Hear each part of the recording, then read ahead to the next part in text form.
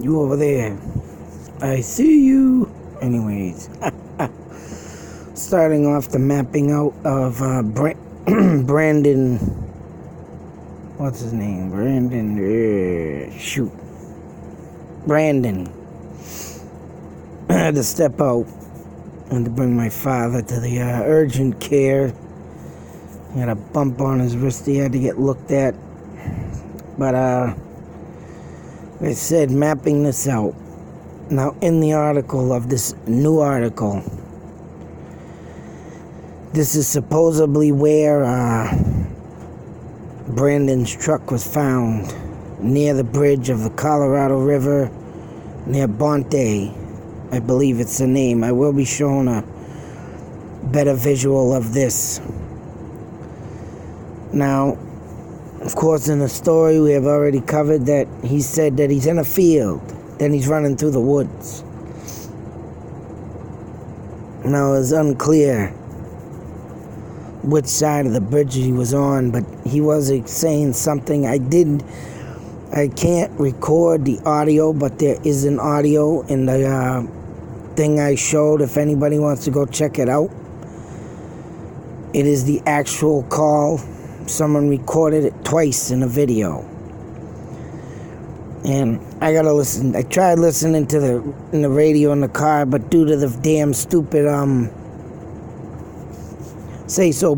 fuzziness and bass in the radio, is hard to very understand. I think if I had headphones in, I'd get a better listen to it. But I couldn't hear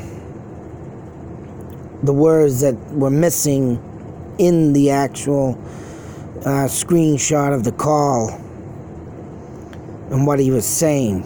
Very, very strange what he was saying.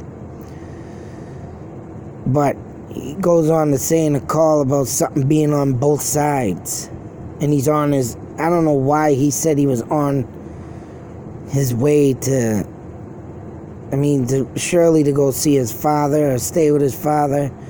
But why he mentioned it in here, or even around in this area in that phone call, which we're gonna go check out right here.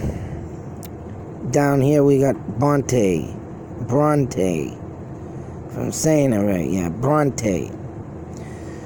You can't really see it because I screenshot it, but as you can see, the outskirt of the Colorado River there.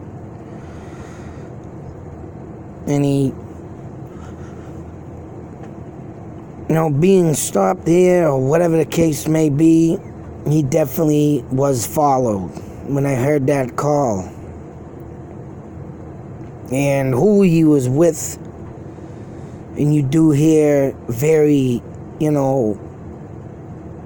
clearly, but you gotta listen to that thing. I recommend anybody that listens to it, gotta listen to it with headphones, and you gotta do it with no distractions around you. But what I could get out of it was the 2 gunshots you heard in that recorded call.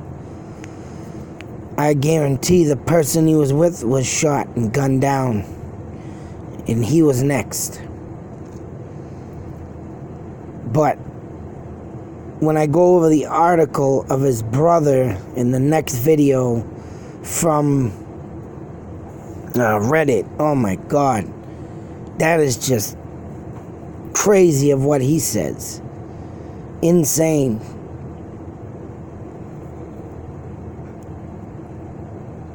We're traveling up Route 277 here. Like I said, he mentioned the town he was going to. But as you can see here, and this has got to be a 3-hour drive. Oh, God damn it. There it is. Yeah, the Abilene.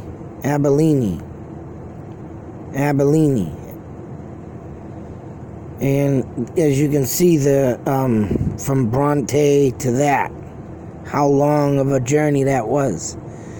And for this guy not to get friggin' gassed before he went on this long journey is just telling me, damn it, that he was getting chased is right. Someone was out to get him, or something altercation happened, or he just rightfully didn't know. He might have done something wrong to somebody, but it's due to my thoughts and theories that I think someone had something to do with grabbing him, killing him, and taking his body off to who God knows where. The only one that's gonna know is the eye in the sky. And he could be anywhere throughout this buried, shallow grave, because this being a real, as you can see, secluded area, and I'm sure the towns don't exceed much throughout this and so forth, but oh man, it is insane to even think where this kid could be buried. Like I said, as you can see here, another indication of how far long he was from that travel to his father's house. Now, the lay of the land. Of course, whatever hell he was saying to both sides, as you can see, we got an open field in a wooded area. Now, if you look very closely, there is a road that runs along this, and if you go on Google Maps, you can clearly see it. Of course, it's got to do probably with all the farming land and the farmers that whatever they do here, growing crops or whatnot. I don't know what that ridge is right there. I didn't really look at it, but all in all, if someone had gotten a hold of him, I don't know how, where this elevation of the bridge begins, but they're claiming that, right, he was close to the bridge. I don't know if he couldn't have been on it. But in his brother's statement, there's one thing he says, it sounds like a car falling off the bridge. But I didn't hear that in that phone call. There was no indications of a big, huge crash. It more sounded like a friggin', more gunshots. But yeah, like I said, who knows where the elevation of the bridge starts to where he could have jumped off the side to get into this set of woods, but also you can see there's a path here down below. But he couldn't have ran too far, because if there was a truck that stopped and noticed, the abandoned truck in the middle of the friggin' road, or who knows if he did pull off to the side but left it on an angle, pull off or whatnot, or angled it that way towards the thing in a distinctive way, like someone to jump out and run because they're being chased. But that's the game stopper, where the brick wall comes in. Is that, I'm in a field, and then he says I'm chasing me through the woods. So where were you? They're on both sides. What's on both sides? That's one thing that clearly don't come out, both sides. That's the thing I gotta put the earplugs in to hear what he meant, or even said, or even get a taste of what he said of both sides. Unless he was surrounded with more than one vehicle there, with people out to get him for some apparent reason. Whatever the case may be, I know for one thing for a fact that this man was grabbed, manhandled, and like I said, driven off to somewhere unknown. You'll never find that body, because there's so many places he could be right now. And I mean, I just scrolled down to this area because you see Abilene. Damn it, being the place I looked up, but there's that ugly guy there in the corner. I put myself there and I could have two of me there. No. But whatever the case may be, this is just nuts. This is an insane case. And you know, just to think he was standing here, for what reason, why someone came and abducted him. I mean, yes, it could have been a bad drug deal gone bad. I wonder if I can do this. Watch this. I'm gonna line my face up. All seriousness. Like I said, these cases right here, man, catch my attention. Because for that truck driver to come at the last minute where everything was said and done, it's just like, wow. You know, how many people really do travel down this road? And it happened to be, in the middle of the night, say so, 1 a.m. in the morning. So I'm sure that you see this town here being, you know, out in that type of wilderness, say so.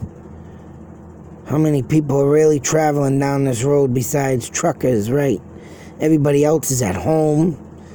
Could be at a job, night job, but all is said and done, there was nobody there to witness this. And these are the ones that catch my mind really, because when you got a phantom coming out like this, it's like, wow. Anything, anytime, anywhere could friggin' happen to anyone. And to me, it's like, keep your guard up.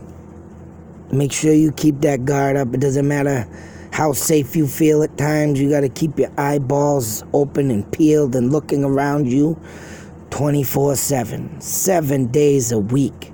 And that's what I do. Me, not that I'm paranoid, it's because that you never know when a secret thing or just some serial killer with a bad hair across his ass is just going to say, I'm going to pick this guy. I'm going to pick this lady. I'm going to pick that kid. You know, not just for the fear of me, it's the fear of other people that don't have the common sense. You know, that don't have the street smarts to just say, hey, one day, hey, I'm just going out to the store. I'll see you later. Talk to you later. We'll be back. And then they're gone. Disappeared. But all in all, when you get caught up in them drugs, people, this is the worst scenario because you don't know who's going to hunt you down. That's why I grew up around this stuff all my life. And I seen the insanity, insaneness, just mentalism, stupidness that these drugs can do to a person. And that's right, I didn't get peer pressured by nobody. And I kept my hand up. Nope, I'll just do this. And I guess due to my crazy ways, just kept people off my back, period, anyways. Because like I said, people wouldn't hand me a drug anyways, because they said, no way are you touching this stuff, you're crazy enough. Oh, all right. Whatever you say. Just kept my stupid drinking up. And drinking to me is a potion. Changes you instantly. You go from one person to a funny person. One person to a demon. Snap of a finger. I mean, there was a lot of times that I drank that I was the most likeliest person of the party. I was the life of the party, people say. To where I've gone to straight evilism. And people would literally, it got to the point where people would, if I would go hang out with them, they'd do everything in their power, trying not to get me to drink, trying not to make me go buy my booze.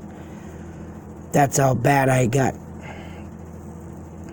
Done some amazing things while I was drunk, and I've done some very stupid, idiotic stuff that I wish I can erase from my mind and just keep the good stuff, but That ain't how it works. Just stupidity. But when you get caught up in that meth and that crazy stuff like this, you don't know who's gonna be out there after your back if you just happen to do the wrong thing, say the wrong thing, don't pay your bills. Someone gonna come looking for you. That's big money to be screwing around with. But all in all, I would love to solve this case, but I don't live in Texas. And like I said, this kid could be anywhere. Texas is a big bad boy state that once, mind you, wanted to be their own country. But one of the presidents at the time did not let that happen or allow it. I don't know why. They're big enough to be a country, and I think they should have all the damn rights in the world to become their own country. Texans down there do things different. That's right. Everybody has their freedom of speech, freedom of power, freedom of this and that. If they want to be their own country, so damn well let them be their own country. But that's the mapping out. Next video, I'm coming up with the interview with the brother. And this person claims, right, it just came up 2 days ago. They don't know why it took so long for this to come out, but hey, things like this and what people know or don't know, or hell, the brother, I don't know what he does know or who his brother was involved with. He did pass the lie detector test. But I think he knows a little bit more of who was involved than anybody else thinks. Or he even thinks anybody knows, like me. That's what I think. Something else or someone else is involved, and I think he knows it. Probably don't know him personally, but he knows it. Till that next video, be safe, take care, beware. Always beware. Stuff like this, you don't know what's out there. Insanity, madmen, sickness, out.